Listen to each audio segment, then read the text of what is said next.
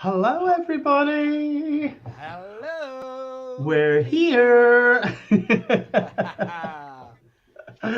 Back again, happy as can be. All good Yeah, friends and yeah. jolly good company. It seems to have been a long time since us three got together and did one of our rambles about Do anything and you know everything. why that is? Because it has Because it been. is a long time. Yeah, that'll be it. Hi, Linda, Trace, Eunice. Hi Nice that you could guys. join us. If you do feel comfortable, could you please share? Because it's really nice if as many people as possible can get involved and get the conversation going. Do you want me to do my Monday morning speech? Go on then. Friends, remember, we are live both on Facebook and YouTube. Remember to share, like, and subscribe, and spread the love and the fun. I'm What he getting in good said, practice at saying that, I tell you. what he said, Full I send. did. I really, really enjoyed my time on SPTV. I really did. It was They really good are a fun. great bunch. I'm currently in talks with a certain Reverend Matthew Stapley about getting him on the Monday show. There's just one small problem with that for him that we didn't have the problem with because when we start, it's 11 in the morning. Yes. But for Matthew, the lovely Matthew Stapley, it's 6 o'clock in the morning. So it makes it a little bit of a difficulty. But Nick. Just need to ask you a quick question. What's a 6 o'clock in the morning? I don't know what that is. that's the point. An I unknown dimension of time to be able to converse in any kind of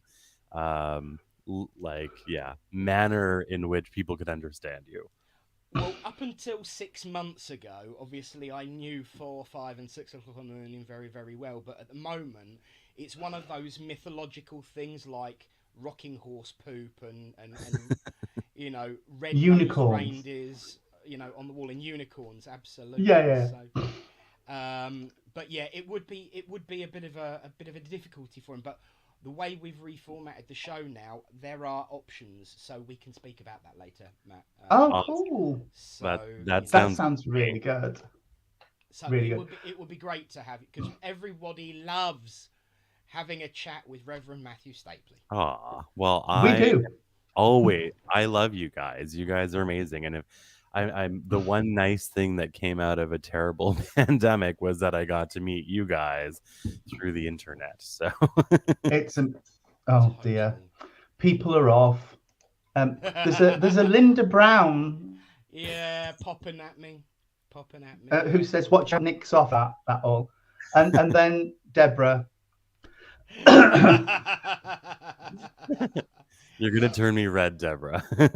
Yeah, Deborah, don't worry. You didn't have to put his name. We all know who you'd be talking about. yeah, You know. yeah. It's yes, insane. If Matthew comments on one of my live services, the whole comment section just goes into meltdown. It's like, oh my god, Matthew's there. Aw, you guys are very kind.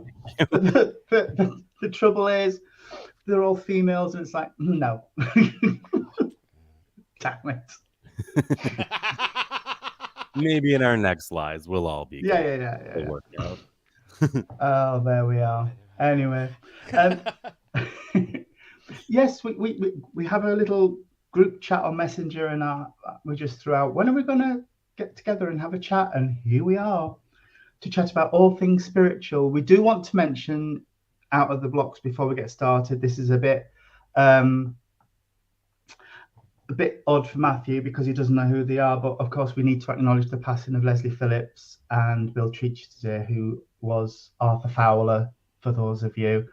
And it's really sad they leave behind wives and children and things. So we send our thoughts and love out to them as well. But oh, sorry if anybody can hear beeping coming from behind me. Michael's got a new toy. What is And it? and it keeps making it make strange noises. It's weird. He's bought a 1979 big computer thing, and he keeps programming it to make noises and stuff. And it's just anyway. Right, okay, I'm But going to take you up on that a second, Reverend Tony, because that is offensive.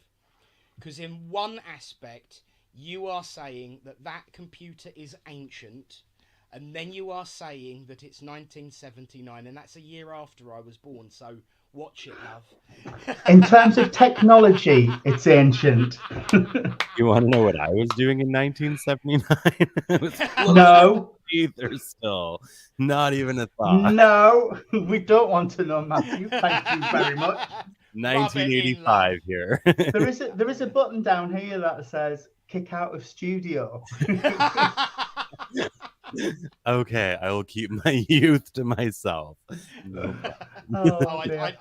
don't think anybody's going to let you keep your youth to yourself. But No, changing no, the no, no. subject, you know. If anybody wants a copy of the church logo, starring Reverend Matthew, that's the only way to get people to buy it if they think it's you that's modelled as the angel. It's everything but the face is modelled on Matthew. Absolutely. Including the on tattoo on the chest. It's lovely. Well, I do Interesting. And the have wings. I have one of my arms, so There close. you go. Must be psychic, you see. Oh, You are. dear. You're one of the best. Oh. So, what have you been up to since we last spoke, Reverend Matthew? Oh, that's a good question.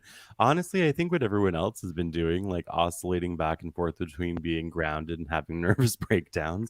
No, to like in fairness, working a lot, trying my best to help people to stay as together as possible, which I think is a challenging thing, especially right now.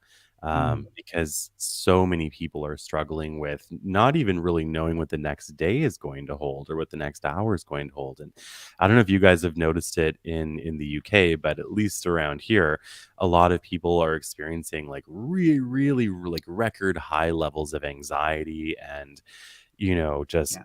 feeling just a wreck. So I've basically been spending my time trying to help people move through that and understanding that even though it's really uncomfortable and it's hard because the whole world is just like unstable, that good things can still happen every day and good things can come from it. And so I've pretty much been spending most of my time like doing that. How about you guys? What have you been up to?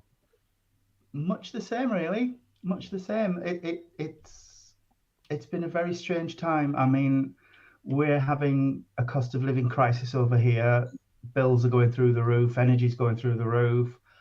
Wages aren't going up through the roof to match. So people are really struggling, and it's a scary time for people. It And is scary. my inboxes on Messenger, WhatsApp, and emails is just going crazy with people like, have you got a minute? I really don't know what to do. I don't know how I'm going to cope. And it's just really, really odd times we're going through at the minute. We seem to be lurching from one crisis to another at the moment. It's true. It is worldwide. Yeah. Absolutely. And what I have noticed with doing physical services as well as online services, that churches are filling up.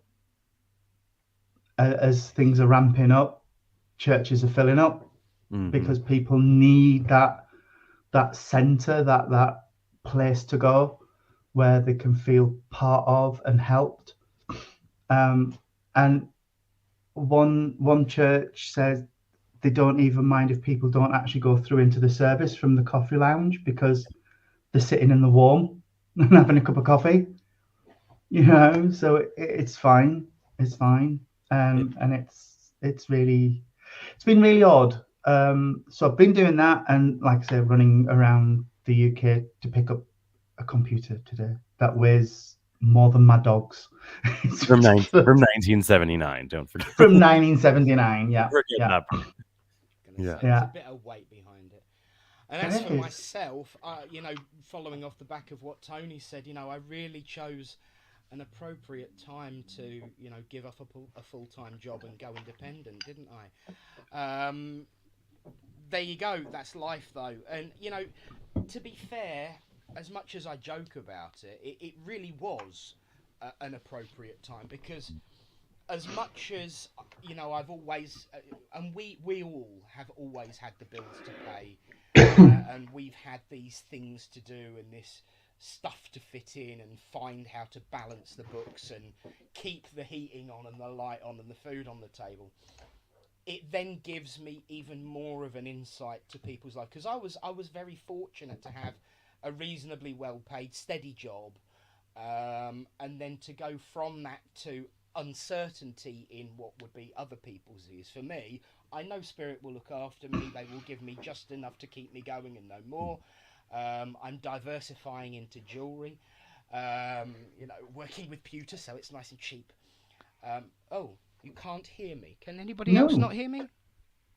Can you hear me, Tony? You're coming through my headphones, okay? Oh. Turn your volume up, love. Yeah. Let me hold Fiddle this. your knob, fiddle your knob. Fiddle with your knobs, love. So yeah, it is, and with all the things that we've had going on, with COVID, with the cost of living crisis, I have to say it's more of an existential crisis as a grand scheme thing. I remember speaking to someone as I was leaving the final service of 2019. And this is going obviously way back, but I'll never forget that moment because it was so poignant. This person was talking to me as we left the village hall doors, going out the front doors, and they said, well, next year, 2020, I've got a good feeling about next year. Oh. And there was just something in the back of my mind that said, no.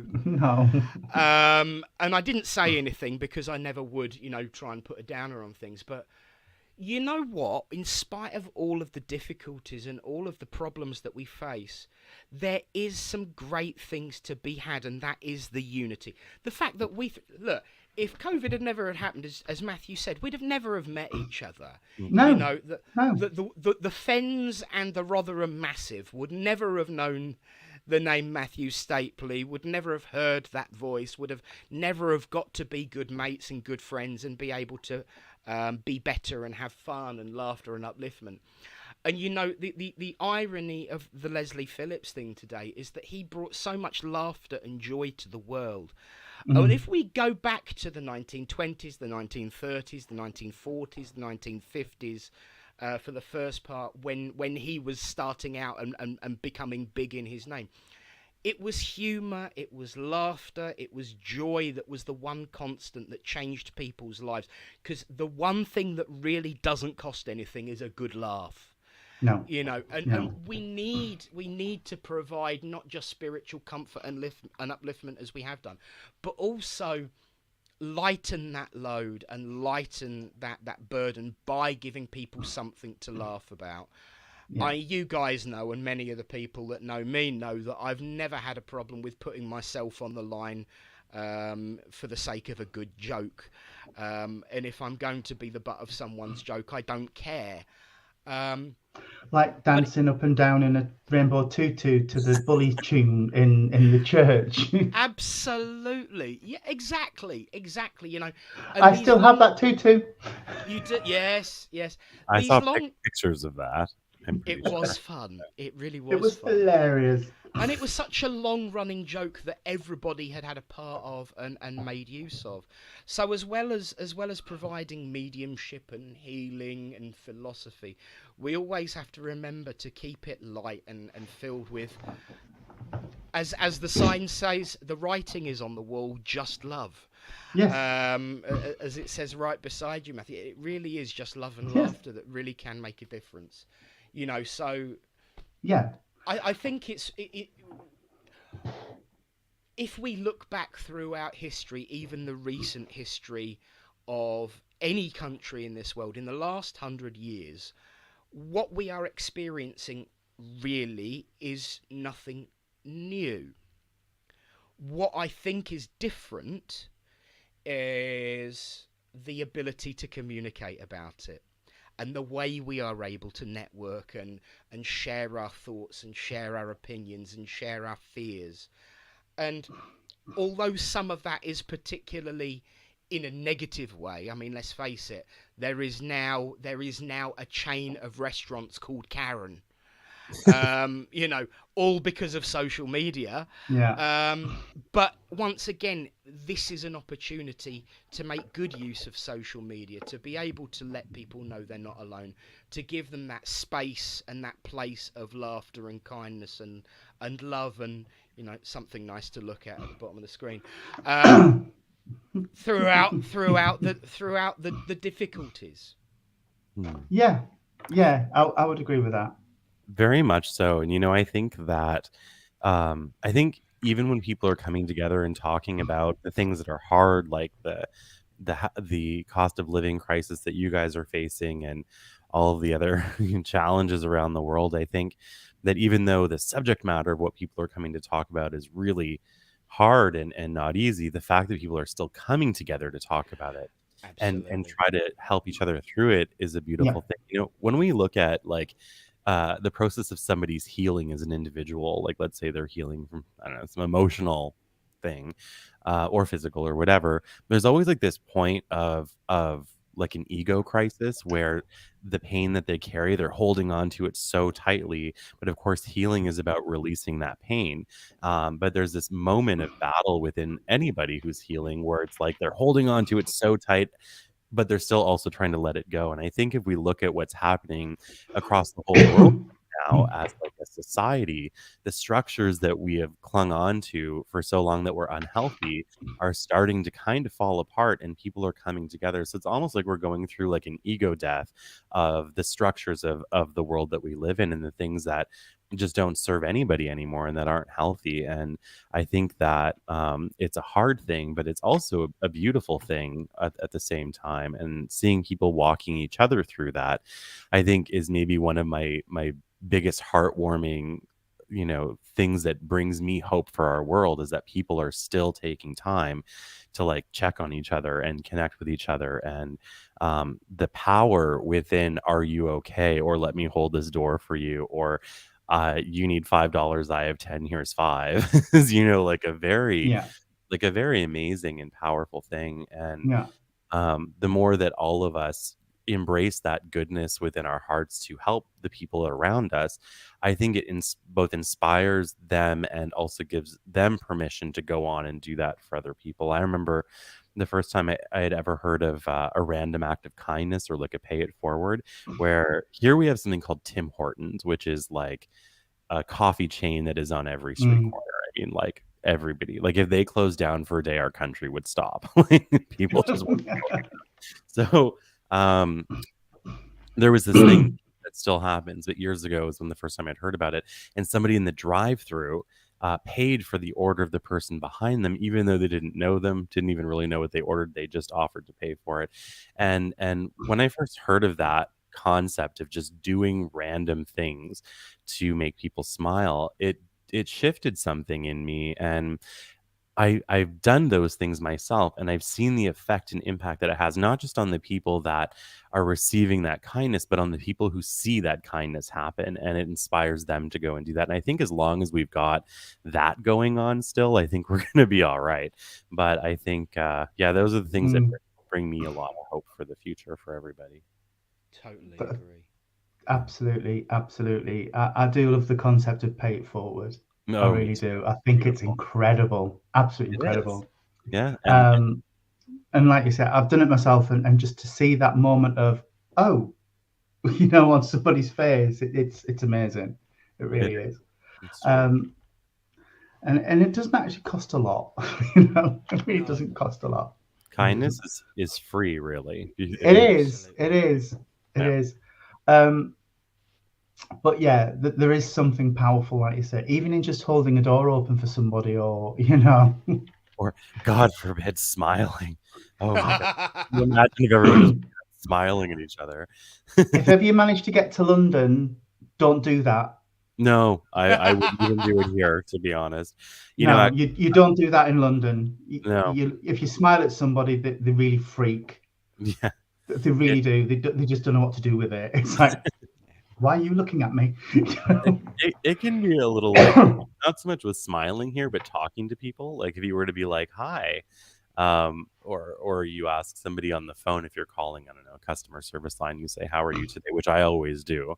They're always so taken aback, like they have no idea what Yeah, to do when somebody says, "How are you today?" Um, yeah, yeah. you know, it's a hard It's really odd. It's really odd. But thing. yeah, I've lost my train of thought. Then I was going to say something, and it went. No, no, it'll come back to me. Carry Well, on. in that case, whilst there is pause, interestingly, what you were saying, Matt, about all of that, not only do I totally agree. Um, Next week is Mental Health Week. Mm. We're doing a bit of a feature on it with SBTV. Because I rely on the people there to tell me what's going on in the world, because I tend to not have any concept of time or dates or festivals anymore, as many people around me starting to realise. And, you know, with it being Mental Health Week, that is the one great thing, not only about the continuing to talk, but the difference between the events of now and that of the last 100 years when we've been in the same boat. You were never allowed to talk about it socially. Mm. The social norms and the social graces are massively, massively different. I mean, Yeah. let's be honest. Even if you went back to 1949, all four of us. Oh, what's going on there? All three of us would not be allowed to be doing what we are doing now, For sure not. No, both professionally and personally. no. You know, we'd have been prosecuted under the Fraudulent Mediums Act. Well, we'd have been prosecuted under the Witchcraft Act in 1949 because it didn't change till 51. So, you know, there are many blessings in that progress that we have had as a society, as a race of beings collectively, but also that openness to be able to talk about more. Mm. And, you know, I personally love the concept of paying it forward too. And I was actually having a conversation about that with someone on Friday. And, you know, we had a chat and they were feeling a bit down. So I spent a good 2 or 3 hours talking with them. You know, they just bought me Pepsi Max in a coffee bar, and, you know, I was perfectly happy sitting there chatting. Is there anything I can do to repay you? I said, well, you've already bought me drinks. And he said, you know what I mean? And I said, look, once your head is clear and sorted, do what I've done to someone else. Mm. You know, so it's there is that smile, but in places where you're not allowed to smile at each other. You know, just being there to listen and get. If you look at the course of humanity, we've upgraded and progressed Mhm. all the time. And one of my particular favourite ones is that of sacrifice. Mhm.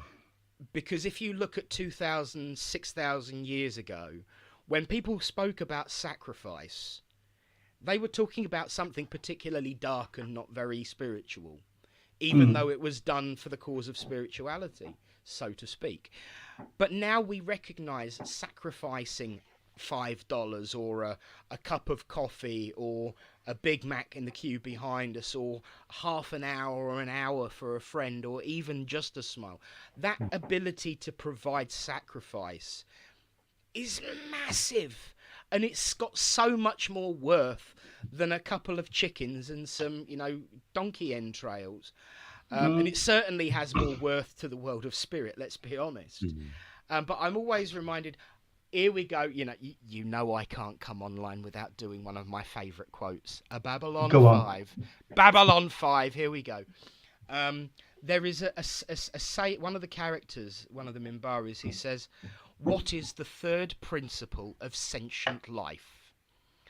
And the third principle of sentient life is the ability, concept, and ability to perform self-sacrifice for a cause, a loved one, or a friend.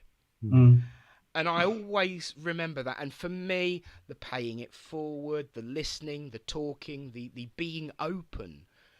Because at the end of the day, even just by talking about how rubbish you feel, will inspire someone else to be able to do that. Yeah. it's that leading by example, of just saying it's okay to talk. It's okay to not be okay, as the saying goes. Yeah. And I truly believe that ability for self-sacrifice of time, of just a tiny little bit of something, is worth so much. And especially, people for some reason look at people like us as though we've got all of the answers and that we've got a cushy time of it going on. And when they realise that we haven't, it makes them feel okay to be honest about themselves. Mhm. I think you're absolutely right about that, and I think that um, I mean I can only speak from my own experience, but I spent a good chunk of my life trying to look perfect, like I had my ducks in a row, and I really didn't. In fact, I've had them more in a row now than I ever have my entire life. And anyone who follows my page regularly will know they're not that in a row still. So it's better than it was. But one of the best things I ever did for myself in the moment, I thought it was just for myself, was to just like not hold that veneer up anymore and just say, you know what, I'm just going to show up as myself, whatever that is that day. And I thought initially that it was for me, just to be true to myself. And what I realized in the years following that was, no, actually, that yes, it was for me, but it was also for everybody else, because when we actually allow ourselves to be seen as who we are, and how wonderful or not wonderful we may be doing at any given time, it shows other people that they're human, like that everybody's human, that it's a normal thing to have an ebb and a flow, and that life is generally for everybody a roller coaster. Some may be going through it faster than others or more intensely, but at the end of the Mhm. day, like nobody has a straightforward path. And I don't know at what point in history someone decided, hey, we need to look like we live in perfection constantly. But I think that we're kind of undoing that now. And what Reverend Tony said about it's okay not to be okay, I think is incredibly true. And it's being normalized. I think the idea of having to appear as something that we're not is crap, for lack of a better word. And there's a minister in the US named Nadia Boltz Weber, and she said something so profound and beautiful, and I'll never forget it. She said that God is not having a relationship with who you think you should be. God is having a relationship with who you are right now. And that who you think you should be isn't, it doesn't even factor into the equation of your relationship with divinity. And when I heard that, I was like, man, I wish the whole world could hear that, because Yeah. Yeah. I think it's true. We're not we can't have a relationship with anything other than who we are in this moment, and no amount of who we think we should be. Like we can't say, okay, I'll be close to the universe when I attain this goal or when I become this person, because we have to do Yeah. it from where we are. And I think I don't know why. I just think that's absolutely beautiful. Well, I do know why, Absolutely. because it's true. That's Yeah. why. Yeah. Definitely. Yeah. And I think what you've just said goes a long way to answering the question Miles has just posed. It's about giving yourself permission and accepting the person you are right now, Yeah. because you can't be anything else. Yeah. It's Yeah. impossible to be anything else other than who and what you are right now. Hmm. Um, and it's a long battle, Miles. I mean, Yeah. I'm still battling with it to try and understand why I feel what I feel sometimes, and what triggers me and things. Hmm. And it is something that you learn as you grow up from those around you, but a lot of it is you've got to learn yourself Hmm. Yeah. what your emotional triggers are and what your emotional states are. If you Google something called emotional intelligence, there's some really good articles on, or whichever web browser you prefer to use. Um, Emotional intelligence is a very powerful psychological theory, and it helped me a lot when I did it, when I One read through it. one thing for Miles, I don't know if this will help or not, but it popped into my head. I don't know. Somebody spread a terrible rumor once that I was psychic, and here we are. But this feeling that I have for you, Miles, even though we're not doing that really here today, is to feel it through your body. So like if you notice certain like tension in your body, work with that. I think that some of us feel our emotions in our heart, some of us feel our emotions very physically, and people maybe like you and like me can't really pull those things apart very easily. So you could try that, like looking at your physical body to see where your emotions are at, Mm. um, and see if it helps you. Yeah.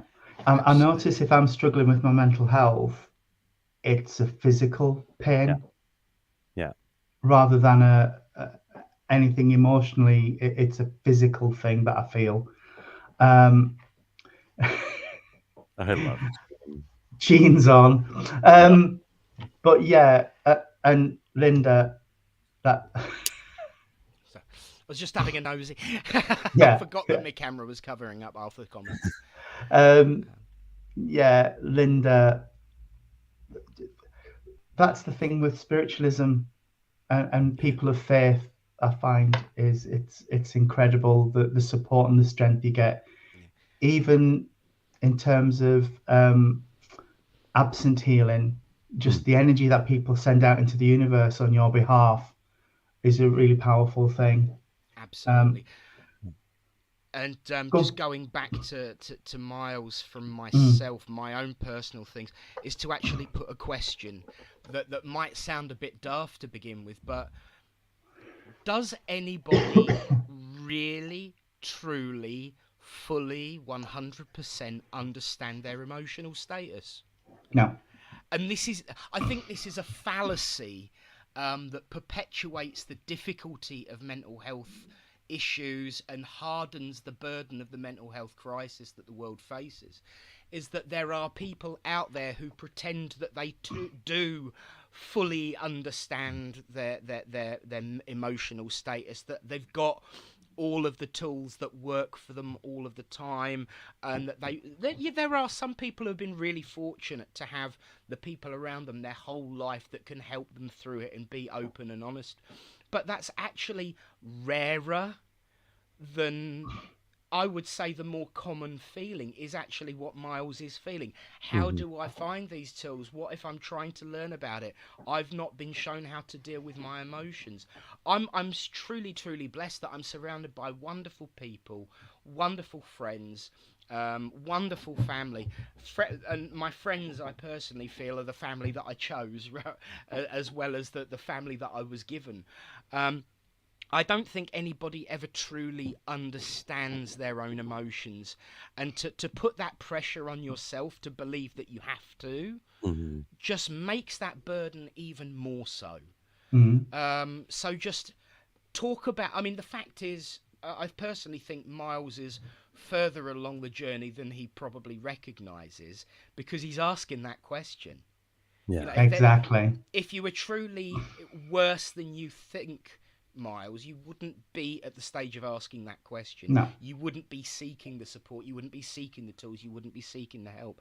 And one tool that works for one person might not necessarily work for another. And one tool that works for me today may well not work tomorrow because I can be full of the joys of spring, bouncing up and down, acting like a loon, and you know, flapping and camping it up all around the town one day, and a miserable as No. sin be the next. And so, I don't think there's one particular answer. So never ever um, draw a line under that journey of seeking, No. and keep looking, and always keep looking, because it's not about the finding, it's about the journey, as Mm, Matthew said earlier. yeah, definitely. and we're Um, also constantly like Reverend Nick said, like we're constantly changing as well, right? Like every like who we are today when we learn certain tools, that could be different by the end of the day, depending on what our day is like. It could be different in a year or 5 years or 10 years. I think the way to look at any kind of tools, whether they be for physical health, mental, emotional health, spiritual health, is you really have a toolbox. And the better you get at life, which will happen just by living it, the more and different variety of tools you need to acquire along your path. So, understanding that like we can start off with like the most amazing set of tools in the world for all levels of health and well-being, and they will still not be enough because who we are evolves constantly, and we just need to keep adding more. What worked for me 10 years ago now in a rough spot is going to be like nothing, because the stronger I've gotten, the more it takes to put me down, which means the more injured I am when I hit the ground. Yeah. So what was a tool 10 years ago is not a tool now as No. much. And this goes No. for absolutely everybody. The stronger you are, the harder it is to push you down. But once you're pushed down, you're a lot more injured. So not to sound like a downer, but No. we No. need That's to Exactly. absolutely true continue and to really, work really on. worth considering, Yeah, we actually. have to continue Yeah. acquiring tools for our toolbox as we Yeah. go. Definitely. I do Definitely. love that analogy. I'm going to borrow it from you. You know Anytime. that. I want to I'll bring borrow it all the your time. healing prayer from you, Oh, because you can have it. it is You the know, you most don't.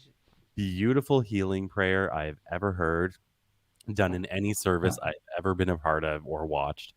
It is so good. Like It's I love it. amazing. It gives me shivers every single time you say it. Every time. It's amazing. It's on the wall at our caravan. Yeah. It's I, amazing. I love We've it. now got it printed out, so I will send you a copy. yes, I will put it on my wall in a heartbeat. I love it. And in actual fact, he's on top of the prayer, He or is. underneath it. So you know, you're more than welcome. And this is I the would thing, love that. because half of that prayer is what I was given from my friend and mentor, and what started me off in this way of life, Reverend Lynn. And you know, I've just added and evolved it a little bit over time, and that's what I recommend. You know, anything that I ever do or anything that I ever pass on, I don't take ownership of. It's for everyone, and you know that means that as much as you love it, one day you will be sitting there and you'll look at it and you'll think, "Oh, I know what's missing." And yes, I will, Fiona. Absolutely, I will. It's, I will post a copy. I think I can put files, so I'll turn it into a PDF so it's high quality, and I can share files on the ISA and the church page, and then send everybody a link, whoever wants it, so that it can be downloaded easily. Yeah. And you know, just keep adding to these things, because that's the whole point. And this is why I've always had a problem, and this is no disrespect to my friends in spirit, I've always had a slight problem with the Lord's Prayer, in the sense of it is a prayer by rote. And people get used to saying things without feeling that shiver down their spine, without getting the meaning of it, because the language, since it was used, let alone translated, has massively changed. And so people just get used to saying things by rote and don't think about the meaning behind it, and that loses its power. yeah. So I sat there and I rewrote the Lord's Prayer in modern English, and you know, so whenever anybody wants me to say the Lord's Prayer, unless it's part of a service, I'll actually tell them my version.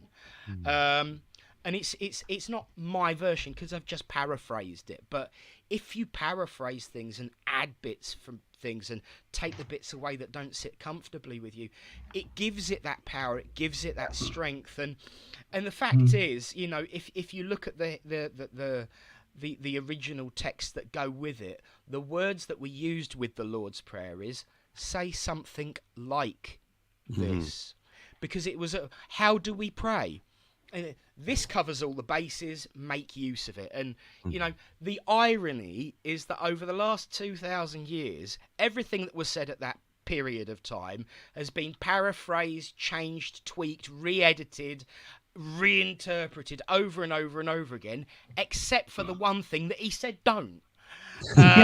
You know, so but I love people making use of the prayer, because for me, I can say, if it gives somebody benefit, it gives somebody comfort, if it gives somebody the chills, you know, it's the one and only, let's face it, it's the one and only time I'm ever going to send a shiver up your spine, Matthew. You know, but you know, You never know, Nick. You never know. well, you know, it's a long way to Canada, but it might be worth a walk.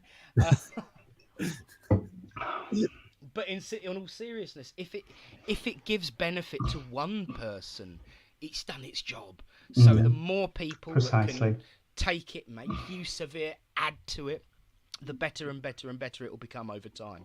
Yeah. It really is.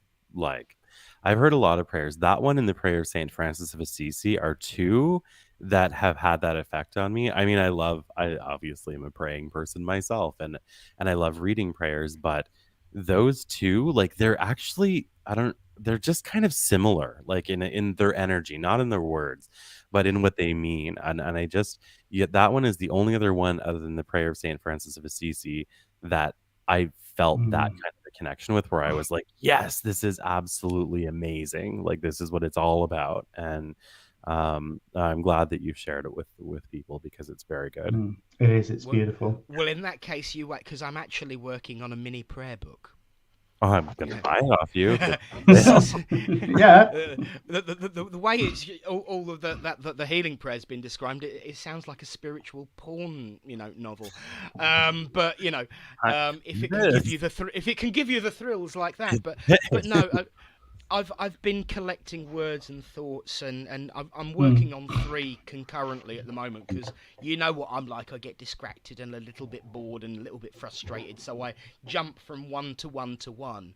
The philosophy book is nearly done, but the prayer book will probably be done, very soon after that. And it's all about teaching people how to make their own prayers, but giving them the tools to do it. And That's beautiful. and I think people underestimate the power of prayer. Yeah. Absolutely. There's a lot of spiritual people in the world that would not agree with many things that I say, but one thing that we all seem to agree on is the power of prayer. Yeah. No, and it's highly underrated. Highly underrated. It is. Actually, sorry, Matthew, go ahead. No, you go ahead. All right. Like I've said a few times today, I was down in Chester, and we went into a shop, and they were selling a deity to this guy, and it's like, oh yes, if ever you want this, you pray to that deity, and if you want that, you pray to that deity. Like, that's material stuff. Why are you praying for material stuff? For me, a prayer is a communication between me and the divine. And it should come from the heart, which isn't like, oh, am I going to get a better job next week? And no, don't do that. But it's prayer for me is the same as the healing. It's you send out that intention to the universe, and it's received, and it's heard, and it's acted upon. Even if, because people say to me, but I pray for this and I don't get my prayer answered, and it's like, you do, but it's not in the way you wanted it. Yeah. You will always get an answer to a prayer, but I've said it before, and I think I've said it in Nick's church. Spirit are very good at giving you what you need, not what you want. Yeah. And if you're waiting for what you want, you're going to be waiting a long time. It's like that quote: "If you want to hear God laugh, tell him your plans." Yes, yeah, definitely. I think there's a lot of truth to that. No, and you're totally right. I think that, yeah, I think every prayer is heard and answered. I really, really, truly, 100% believe that, for 2 reasons. One, I just believe it. And 2, I freaking have to get through the day sometimes. Yeah. Like, it's a belief of necessity sometimes. But yeah, no, I think it's totally true. And we will always receive what we need. And I think sometimes, like, if we can somehow find a way to align what we want with what we need, we would have like the most joyous and abundant life ever, if you think about it, because we'll always get what we need. And if we could just make what we want also what we need, or vice versa, I think it could be like really amazing. I haven't figured out how to do that, but I'm working on it. Do you not think that spirit are trying to tell us something with that? Like, you're asking for this, but what you really need is this. So maybe you should be asking for that, Well, that's it. Yeah. And I think the cool thing about prayer, like, even like, let's take an example of like the argument of like, I don't know, like, if God is so powerful and can bring us healing, then why do we have to pray for it? Why doesn't it just happen? And I think prayer, half of a conversation is the other person, right? And so I think prayer, what it does is it aligns us to receive as well. So there's an element Mm. of prayer that is, obviously speaking from the heart and pouring it out to the universe, whether it be like in a loving, joyful gratitude or like a shaking it down because we need something, whatever. I think that a large part of it is aligning us to be able to receive whatever it is that we've asked for, even if it was already going to show up 10 minutes from now. Our alignment of it and towards it, I think, is a very beautiful and amazing thing. And Yeah. the thing I love about prayer is that there's no real right or wrong way to do it, and it's really like the most intimate conversation you could possibly have. Can you guys think of anyone else you can talk to that sees literally every single part of who you are, all the things you've done and didn't want to talk about, or whatever, and still has that amazing amount of love with no judgment, just pure 100% acceptance, and full understanding? I mean, that's the most intimate conversation I could possibly imagine having. It's like not just being like naked in front of an important person, it's like naked and inside out with your entire history Yeah, everything on floating display. around you. Like Yeah, it's a little intense, but it beautiful. is. It Yeah. is, and it's very, very powerful. And Fiona, that's a beautiful example. Absolutely. And when people are in their absolute lowest rung and in need of support and guidance, Mm. I tell them the magic word that is guaranteed to get what they need rather than they want, because Yeah. it is a magic word that provides zero expectation but absolute notification. It's the one word that's always heard, the one word that always makes a difference, and the one word that always implores the universe to be of Mhm. aid. And that four-letter word is help. Yeah, it's Yeah, true. I agree. it Just is. help. And we've all done it. It's like, help me. Help.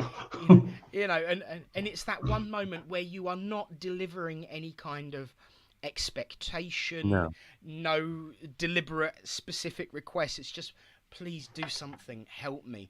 And you're absolutely right, Matt, about the very personal experience and the very intimate experience of reaching to the divine with prayer. And one of the things that I always say about our jobs, Mm. there are so many in this world who perform the same function as we do, Mm. that attempt to tell people what God is, what heaven is, what the afterlife is, how to get there, how to do this, how to do that. Our job is not to tell people what God is, because No. it's a personal relationship, and every personal relationship is shaped and formed of its own volition. So Mm. our job is to guide people in the direction of forming that relationship, rather than specifically implying and expecting people to do exactly as we tell to make that connection. Yes. And Hmm. that Hmm. that is really the flip side of, or the other half of the conversation, of the intimacy that you were referring to, Matt, is that I cannot tell you what God is. You cannot tell me what God is. We can discuss our own feelings and thoughts and take pieces of it from each other. But we all have an individual relationship with the divine, and we must be encouraged to fulfill that rather than be told what it is. Yes. Mm. Yeah. Before we move on to the comment I've just put up, um, I just I was having a conversation with somebody with my other hat on from the Rainbow Project, and we ended up talking about God actually, because this person was saying to me, but with my life and the things I've done, God, I don't think God can ever forgive me, and this, that, and I'm like, no, no, no, no, no. Do you feel in your heart of heart that God has abandoned you? No. Do you feel in your heart of hearts that there's no love there from God? No. Mm. Well then, because that is your connection to God. That's your relationship. It's not about all the stuff you've done. Yeah. It's about you in your purest form and God, and having that connection. And yeah, you know, and to me, if anybody goes to God with an open and honest heart, then, you Yeah. know, It's but amazing how many words we try to put in God's mouth when it comes to ourselves. Yeah. yeah, it doesn't. Um, Scotty, I really don't know what to say. Yeah. That's so sad. I'm sorry for your loss, Um, buddy. it's really new and it's really recent. So when the time's right for you and for your son, then that connection will be Absolutely. made. Yeah. It will, and he will. It sometimes takes a little bit of time. Mm. Um, I've had people come back 3, 4, 5 months after they've passed, sometimes years and years after they've passed. My mum lost her mum when I was 2, and I'm obviously 25 now. Um, that would make it 53 years ago. Um, and my mum has been to several spiritualist services, and my grandma has never come through Yeah. Yeah. to my I mum. But she's come to me, but she's never come to my mum. And I can't explain why. I can't. Yeah. But I think sometimes they respect our grieving process too. Like if they were to come too soon, or when somebody's still in the throes of the hardest moments of grief, the desperation of grief maybe, I think it could do a huge disservice to that person, because I know that if I like when I hear people dreaming of their loved ones, I've only had my mom come to my dreams once where I knew for sure it was visitation. And I know that, especially when I'm going through a hard time, if she was in my dreams all the time, I wouldn't leave bed. Like I yeah, miss my mom a lot. I just wouldn't. yeah, I'd be trying to find that all the time. So I know she knows that it's not a good thing probably for me to yeah, hang out with her every night, you know. And this is something that I've seen with a lot of people over the years of doing mediumship, is that there are some people that really benefit from mediumship and some people really wouldn't. Like it no, actually Correct. would be harmful, because it would kind of hold them in that desperation rather than help to, you know, yeah, Move help to let forward. go of that desperation. And so that I think can be a big part of why some people just don't step forward, which yeah, sucks at from our human perspective. We're like, well, that sucks. From our mediumistic and ministry perspective, we kind of get it, but it's still, it's hard. yeah. It's It hard. is, Absolutely. and Absolutely. it's something I always say as well when I'm doing a sit-in is please don't just sit and focus on one person that you want Yeah. to come through, Yeah, because you can shut down all of the connections that are coming through. hugely. And I mean, I've had it myself on a sit-in where I was given evidence of a gentleman, and she's saying no, no, no, no, no, no, and I said, look, we'll call it a day. Just, I'm really sorry I couldn't connect with you. And she went off, and then 2 days later the phone rang and it was her, and she said, I've just been telling my mum the stuff you were saying. And she says, well, that's your uncle so and so. And she says, oh bloody hell, I was waiting for my dad.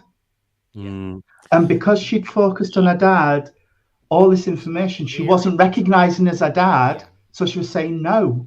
Yeah. yeah, And it happens, you can just shut down. But Scotty, it, like we've said, the loss of a child is unbearable. I know it's unbearable, but just give it time, work through your grief. A month is nothing, yeah. nothing It's in two grief. seconds ago. And the other thing, Scotty, I would say is please don't let people push you through grief. Mm, Absolutely. Take your time and grieve in your own way, please, because it can do damage if people are like, oh, it's been 10 months now. Yeah. Why aren't you, back out playing football and da da da da da? Just take your time. yeah, And exactly. if ever you need anything, reach out. We're all here, and everybody in the comments as well. There are a wonderful, wonderful set of people in the comments. Oh yes. Oh The yes. conversations that go on offline, if you like, between people on the comments are incredible. It is incredible. absolutely, absolutely. And you find a congregation in the comments. It's absolutely beautiful. But from my perspective, Scotty, you know, I absolutely, totally agree with Tony and Matt. And I would add that it's all about expectation. And everyone has an expectation based on what they hear. So you might have heard, you know, one person say, "Oh well, my loved one came through within about 30 seconds, or 30 days, or 30 weeks, or 30 years." You know, the problem you've got is that it's exactly the same as with prayer, with the relationship with God, with the emotions and mental health. It's a two-way street. It is a two-way communication. I loved what Matt said about, you know, the whole concept of it interfering with your flow of grief. And quite rightly so. But there's also their process of development as well that I would add to that, that they might not be ready to come for whatever reason. And it would be too hurtful to them to see you in the emotional condition that you are in. Oh, So, you know, oh, hello. It'll be back in 2 minutes. yes. You know, so not only a combination of both what Matt and Tony have said, but also don't put pressure on yourself for that message, and don't listen to the experiences of others either, because No. it's such an individual journey, as these guys were saying. You know, I mean, perfect example. It was I actually saw my dad pass. We're coming up to 2 years ago now.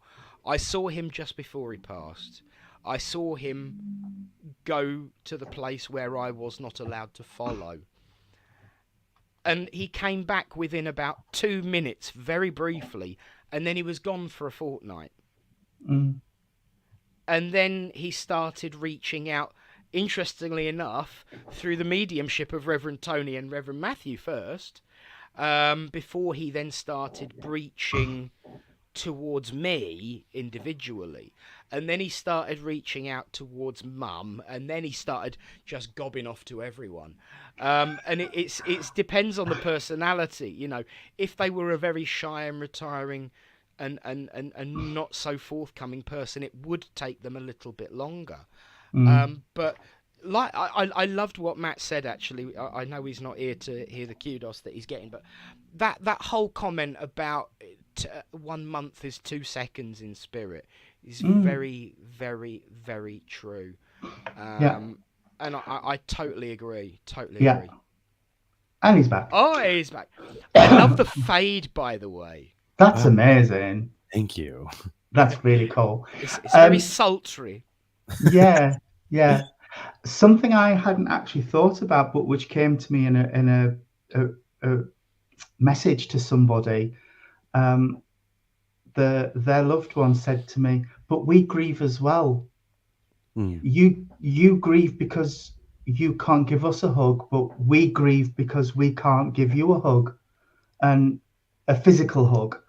And I'd never, it just hadn't occurred to me to think of, well, yes, of course, because they've lost that physical contact with you as well. So yeah, there's a full moon lunar eclipse tonight. Yes. Oh, is there? It's already happened. Oh, right. Yeah, it was at that unspeakable hour that we were talking. Oh, no. Oh, bless Matty. You're still waiting for toxicology result. Again, that leaves you in that limbo state where you can't move on because there's questions hanging over all the time. But this is really, really, really important, and you know, I'm just been reminded that when my guy turns around and says, "Yeah," when my guy slaps me around the head and says, "Say this, say this, say this," I have to say it's really, really important. They are protected. They are looked after. The second that they start to make that transition, there are hundreds of spirit people brought forward, whether they knew them or not, to help ease that transition and that burden. And it's kind of like a spiritual ER Mm. where all of these wonderful, kind, generous people in the world of spirit who are once again paying it forward from their experiences. I love how it all ties in. They are paying forward their help and their benefit and their experience and helping them Yes. cross over so that they are protected, defended, and given that healing in order to be able to come back and talk to you when the time is right. So Yeah. if you are still waiting for something like that, you need to know they are protected. He is protected. He is looked after. And all those that know you and love you in the world of spirit, plus loads more, were there to help. Yeah. And the other thing, that no matter what the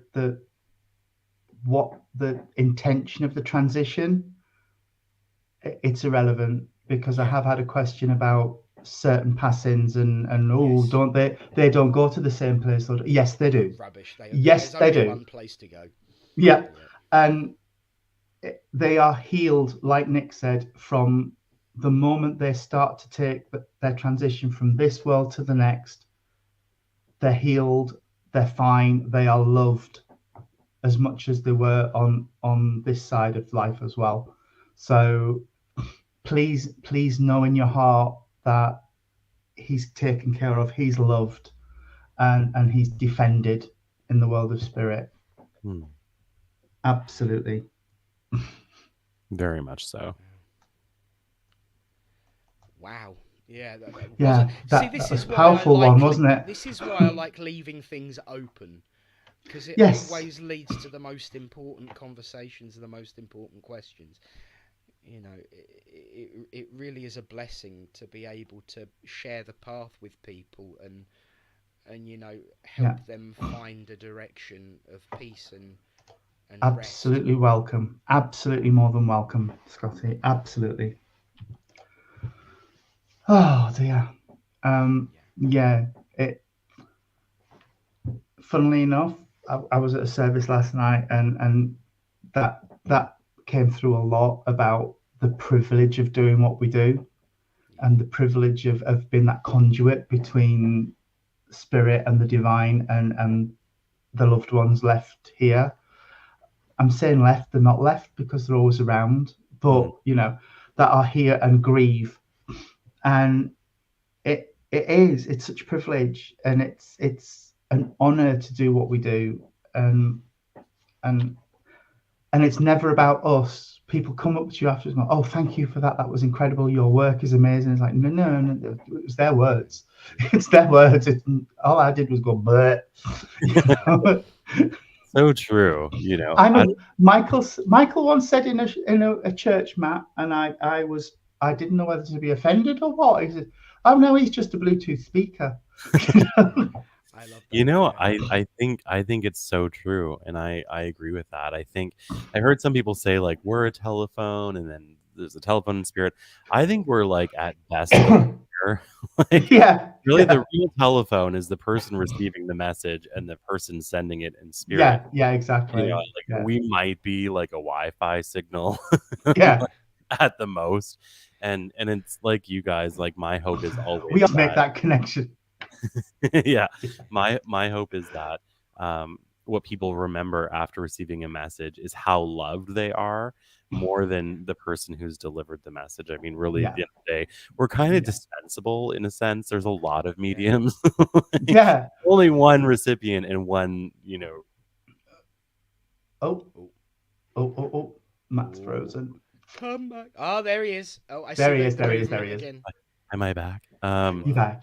Yeah, I think like the real magic is the proof of how powerful love is. I mean, love is so powerful that it can transcend death. I mean, and go both ways across that veil. I think that's a pretty amazing thing. It really shows that it can conquer anything. Yeah, it blows my brain. It blows my brain, the fact that they can do that, and they can come back and give such concrete proof. Yeah, that is who you're talking to. It's amazing. Yeah, my favourite description of my mediumship is I stood there once and I'd finished a demo, and I'd you know what I'm like, I went off on one of my philosophical rants during the address, and someone turned round to me and said, "Isn't it wonderful that the universe can make good use of your verbal diarrhea?" Thanks. But Lovely. in the same sentence, they said something really, really lovely and profound, which is, you know, why I remember both, and that's mediumship truly is a great weighted burden that is made out of solid gold. Yeah, it's true, you know. And It is. it It is is. worth its weight in gold, even though It is. sometimes it can be, you know, quite a weight to carry. It's still Yeah. made out of solid gold. I think it's truly special to be able to be even a part of someone's life, let alone to be of some sort of benefit to it. Yeah. Agreed. Yeah. And Absolutely. it's neat because we get to have these like incredibly profoundly intense moments with people, right? Like, but it's for a moment. And I just think like there's not many jobs in the world where, if you think about it, you know, our boss is God, which in my mind is like a lot more work than what you would think and a lot less stressful than what it sounds like. I think. But there's not many jobs in the world where we can be invited into somebody's life at truly pivotal moments where everything is either up in the air or has fallen apart or is in the process of that, and develop this instantaneous deep trust connection of healing. Like that's and then we like just walk, we step back and go on and do that for somebody else. But how many jobs are there in the world where we can actually have those profound soul to soul, hardest moments, most honest conversations, bringing through something that is really an embodiment of love in that moment, with somebody? There's not many types of work, you know, where people can Absolutely. do that. And I always think that that's a blessing, a huge Mm. one, is to be able to have to get down in the trenches with somebody and you know, have a message that they're going to be okay. Um, you know, and then it's just for that moment. I don't know. I just think the ephemeralness of it is what's very, very special about it, I think. You know, because Yeah. it's counselors, Yeah. doctors, firefighters, whoever that or you know, people that are there for a while with somebody, I think that's one thing. They develop this relationship that allows that kind of connection to happen. But we like show up, that connection's there because spirit has provided that connection in that healing space. Mm. We do our work, we help the person, and then we're gone. And I just find that there's something very special about that. I don't know. Yeah. I don't know if Absolutely. I'm putting it into Yeah. words right, but No. No, no, Absolutely agree. Because I always You say are. we are always around when we're least wanted and most needed. yeah. Yeah. And it can be very much like that. But I like the way you said that ultimately we work for God.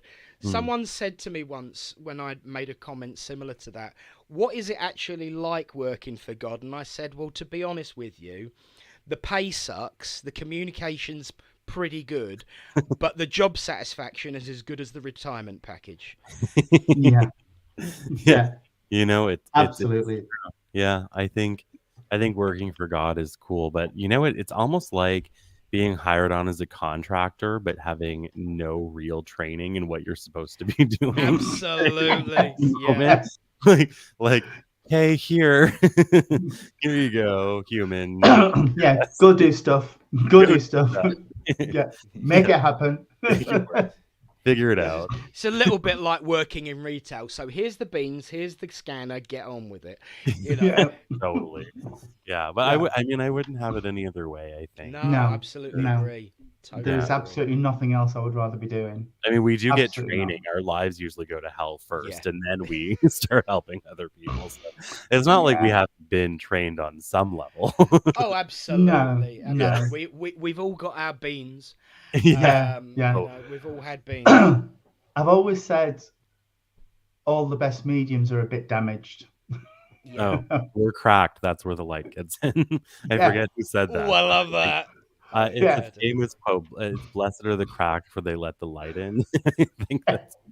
I don't think I've ever in my life met a medium who had a smooth life ever. I don't think. No. No. In But actual No. fact, I was having this conversation with someone today. I had a phone conversation with someone who wanted to know about mediumship and spiritualism and what it is we actually do. And I said, mediums suffer Yeah. because we have to experience things in order to be able to help people. You Yeah. know, how can you tell someone that their relative is feeling, a heart attack or a stroke if you've had no physical pains yourself? How Yeah. can you guide someone through the grieving process or be there as a leash along the path of the grieving process if you've never grieved yourself? And so the question came back, which was, I'd never thought of it like this, but I knew from personal experience what the answer was to give. But he turned around to me and he said, so do you suffer because of your mediumship? And I said, no, we suffer because we're alive. The mediumship just makes it feel a bit more useful. Uh, Yes. you know, and it's I'd never thought about it like that Mm. before because No. I just got used to the fact that mediums suffer, but Yeah. the mediumship makes it worthwhile in the sense that we can actually put it to good use. Yes. You Yeah. know, Very much so. I think that yeah, I don't think anybody in this planet escapes hardship. Not really. Like Mm. everyone has to go through something. And I realized this years ago. Like I was actually in the shower when I realized it, but it was that I would make use of everything that happens to me in my life, the good, the bad, the hard, the easy, the wonderful, the not wonderful, and I would just make it useful. And the reason why I would make it useful was because then it didn't win.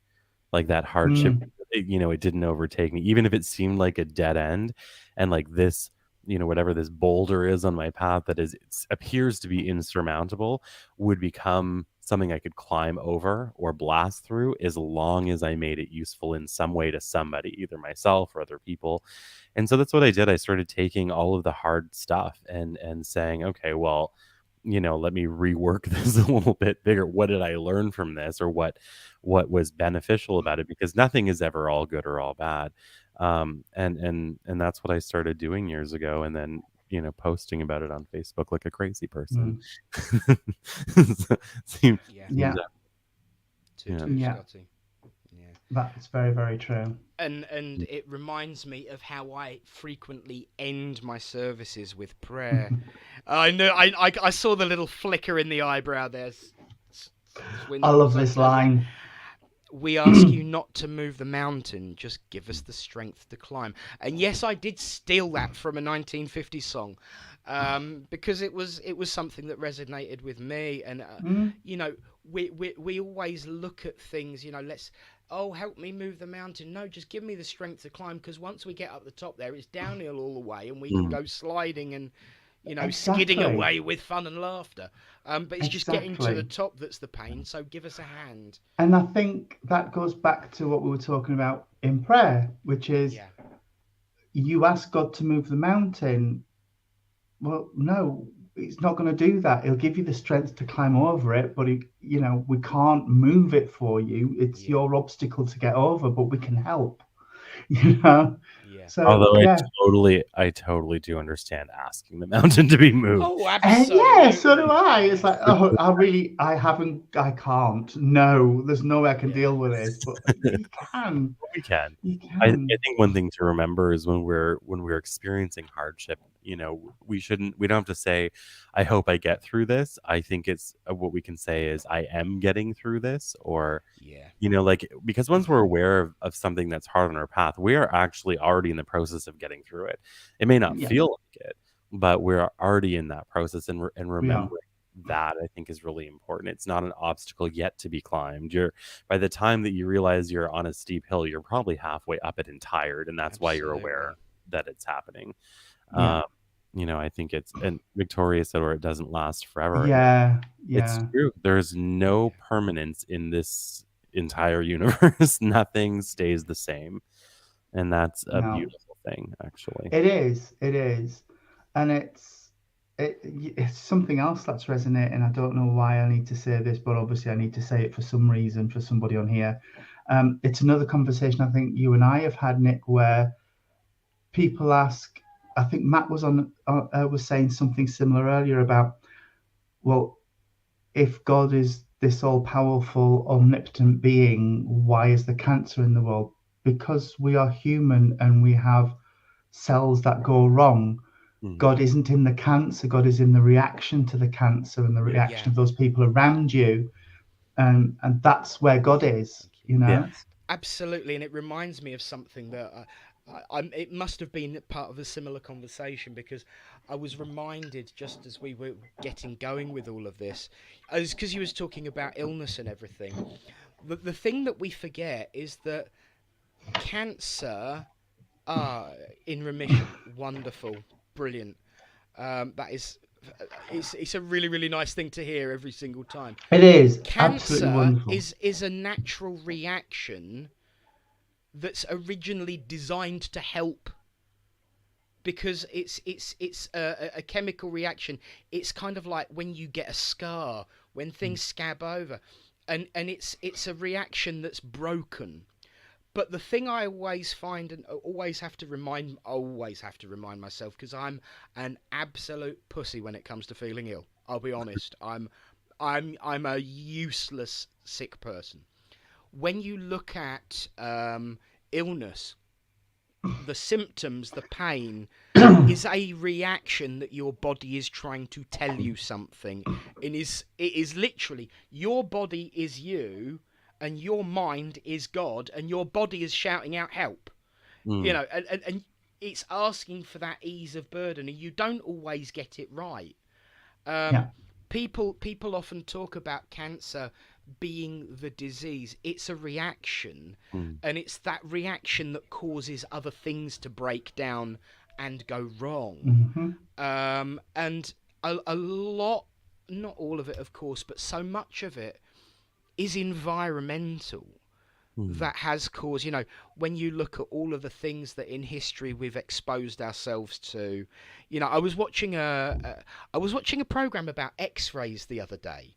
I didn't know this, but apparently when X-rays were first being experimented with, made use of, people would X-ray your feet to get the shoe size right.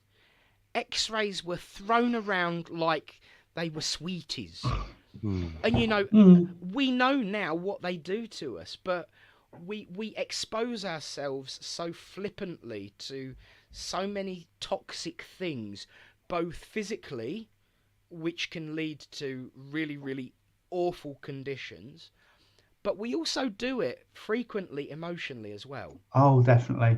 Yeah. Definitely. And we've all heard certain situations and certain phrases being described as that most atrocious physical condition. I'm always careful to call cancer a condition rather than an illness, because nobody, and this is the hard part, nobody actually passes with cancer. They pass of the complications that cancer causes. And it was originally a part of the body's immune system, the body's defense mechanism, that's gone really, really wrong. And I think when we start to focus on it in that way, certainly scientifically, huge progress has been made since they have started looking at it in that way. Yes. And the whole idea of suffering is awful, and I don't wish it upon anyone, but we all know that suffering happens. It's part of the physical condition. And so much beauty and joy can come from it. Because, it's that old story of the young boy watched his father pass away with an incurable disease. He went out, he studied, he became a medic, he became a doctor, he became a scientist. He studied that disease that his father had, found the cure, and saved 1 million lives. So much beauty and joy can be born out of pain if we make use of it in the right way, and do not let it stagnate, stall, or cripple us emotionally or physically. If we have the courage, we are able to heal ourselves and others in different ways, and it's much, once again, like that, paying it forward. So I hate that people suffer. I really, really do. I wish sometimes I could just pick people up and fix everything for them. But I always then have to remind myself that the reason they're having this conversation, the reason they're listening to things like we're saying, the reason they're being a part of this way of life is because they are so much stronger than they think. They are so much more powerful than they think because they are listening and they are still here. Mm-hmm. Yeah. Sorry, bit of a rant there. I do apologise. No. And I think that ties up with the comment on the screen as well. Scotty, you're getting through it, but the pain doesn't stop. The pain of grief, the pain of loss doesn't stop. You learn to live with the hole that's in your life rather than trying to fill that hole. It's about, like we said earlier, it's about learning those techniques that you need right now to help you to move, even if it's just to get up in the morning and to put your clothes on. You know, it's just those little tiny steps that help you to deal with it, and not deal with it, to cope with that loss. Mm-hmm. And it does get easier to move forward through life. It really does. It doesn't feel like it. It didn't feel like it for me for months and months and months and months. I've lost about 18 months of my life. When I look back, I can't remember those 18 months at all. They're just a blur of fog because I was just in that much of a state. But I'm here. And like Nick said, and Matt said, because we've gone through those things, we can talk on here about loss and pain and grief and that crippling effect it has on you. But you will survive. You will survive, and you will get through it. And yeah. It's kind of like the hurt doesn't stop until it does. And in the first month of grief, it does not. It like No. Unless you have some honestly, I think if it did stop in the first month of grief, Scotty, that would be a problem. Like that would signify something other that would be going on some level. Oh, definitely. If somebody came to me a month after losing someone and said, "Oh, I'm fine," and you know, that's I'd be like, "Whoa, whoa," and yeah. And I can only from my own experience, because grief, as we've all said, is so different for everybody. But it shifts, like it transforms, and there are days in the beginning where you know in the first few months or even year where it's all day every day from the moment you open your eyes into the moment you go to sleep, and even then there's dreams, right? And so the first while is really exhausting, and there is desperation, and the desperation is about wanting things to be the way that they were, wanting things to be what it was like before the heartbreak. And the step after that for a lot of people, not everybody, but for a lot of people, is a surrender of that desperation, is saying, you know what, I can't have it back, and letting it go. And then as you move through it, and you build a new relationship with your loved one, because that's essentially what grief does. It builds a new relationship with somebody as they are now, not as we knew them on earth, but as they are now. And that doesn't fill the hole, but it shifts the way that we approach our memories and our day-to-day life. And it is not easy. It is like growing pains times 1,000.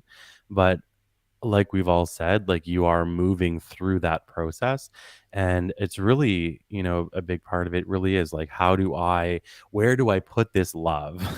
Where do I put all of this love that I feel for that person, because I can't see them physically anymore and I can't talk to them on the phone. And it's hard, but you will find a way. As we said at the beginning of the service, love will always find a way. And that includes the love that we feel for those that are no longer with us in a physical sense. Yeah, Beautifully said. Absolutely Indeed. beautifully said. I have to confess, you know, I think you both knew at the time when we initially lost Dad.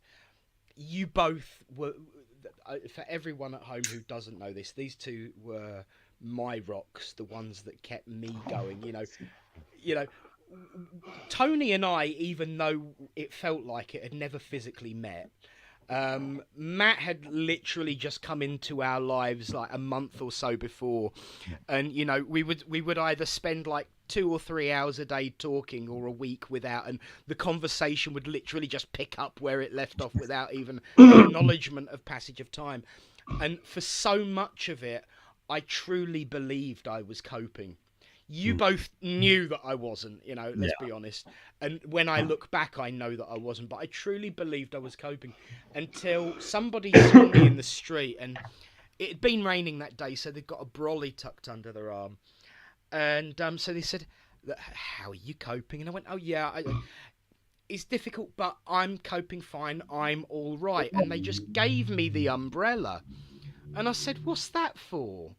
Oh, they said, "Oh, it's not for you." And I said, "Well, what are you giving it for me for?" He said, "It's for everyone else when the other shoe drops." Yeah. Mhm. Yeah. And, you know, sometimes it's really, really difficult and almost impossible, Susan, to take a positive out of a difficult situation. Yeah. But you can apply your learnings in ways that will be of benefit to yourself and others. And even if you can't do that, it gives you sympathy and compassion for others experiencing the same thing, so that you can be there to just say, look, it's not okay, and it probably never will, but you keep going. You find that inner strength from somewhere, and just by being able to pay that experience forward, you can take some small warmth and comfort out of the ability to help someone else. It will never take away that pain. It will never stop that hole from, as Tony said, it will never stop that hole from being there. But you can stick your finger in someone else's big gaping misery and, you know, stem it for a few minutes just to help them, and by doing so feel that little bit of positivity for yourself that you've been there for someone and made a difference, you know, which is exactly what we were saying about our way of life. It is about making a difference. And you know, it really, really, you know, I'm as I said, I'm a pussy when it comes to pain, and emotionally as well. You know, but I could never have got through my life without the people around me. No. You know, when it was you guys with Dad, whether it was my parents when I was a teenager, there have been so many people that have made even the one moment of impact on my life. My drama teacher, for instance, he made one comment that took less than 30 seconds that led to me becoming a spiritualist. He would never remember saying what he said to me, but it changed my entire life. And just by saying one thing that might soothe someone, you can make a difference.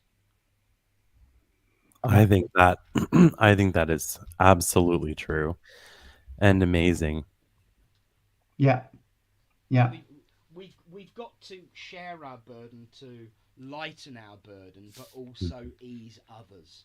Yeah. You know, and sitting there and pretending that you've got going back to what we were saying right at the very beginning, sitting there and pretending like we've got some perfect life with upliftment and joy, number one, doesn't help us. Number two, doesn't help anybody, and only serves to make us look like absolute Billy Bull liars. You know, because nobody would ever believe that life is perfect for anyone. No. who's No. lived it. No. Definitely not. Oh, bless. Oh, That's beautiful. it is. And it does. Linda's lovely. She is a sweetie. She's helping me make jewellery at the minute. Oh, bless. And you know, it really, really does catch you out, because you can brings it all round. Absolutely brings it all back round to playing forward. And, you know, it does catch you out, because I will stand there and I will be wetting myself with absolute laughter at some witty story that Dad told me once, and that he told everybody once. I mean, we all know that he was a gas bag, but now you know where I get it from.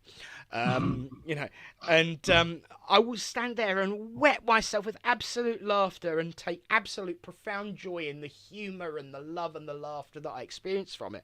And I will take half a step or turn my head halfway, and suddenly I will be wringing wet with tears and, you know, crippled with that emotion. It will still catch you out. It's like walking round a corner and seeing a picture of someone you haven't seen for 10 years. You know, it will always catch you out. But I find that the moments of laughter become more extended in between those puncturing moments. Yes. Big time. And it was reported around the time of the Queen's passing that I think she said something like, grief is the price you pay for love. Yes. Yeah, she said that when Prince Philip passed. When Prince Philip died, yeah. That was a hard passing. It was. Yeah. It was. And of course, we haven't really spoken since then, and you know, we remember from previous conversations, of course, that, you know, our Lizzie was also your Lizzie and had quite a huge impact on the lives of those in Canada. Yeah. I have to say, in actual fact, the words of your Prime Minister were absolutely beautiful. You know, and he really did do it justice. The two people and the two comments that really got it for me was actually, and I don't say this about him very often, that the way Emmanuel Macron ended his speech, and pretty much 90% of everything that your Prime Minister said, because it was from the heart, and you could see it was from the heart. And that benefit of experience of knowing her, you know, it really was special to hear that. You know what, my grandfather, so before she became queen, when she was still Princess Elizabeth, he was one of her escorts when she did a tour of Canada with Philip. And wow. I don't know what, it's somebody in my family has it, but there's a picture of them. And she signed it and he signed it. And it's him and Prince Philip, and then the other RCMP officers that were their escort across the country. So he actually spent a lot of time with her for like a week or two. It was like her, somebody that was there with her. Wow. It was kind amazing. Yeah. The not so modern version of what we now call Major Tom. Her escort of many a years. You know, it must be so amazing. I was very fortunate to very briefly meet Prince Philip, and all of those stories that people say about how brutal, blunt, and human he is was absolutely true based on my experiences. And I will always look back on that moment of just seeing two very human people, because I won't bore everyone with the story of what Prince Philip said, because I've said it 1,000 times before, and it begins with the B and ends with Rolex.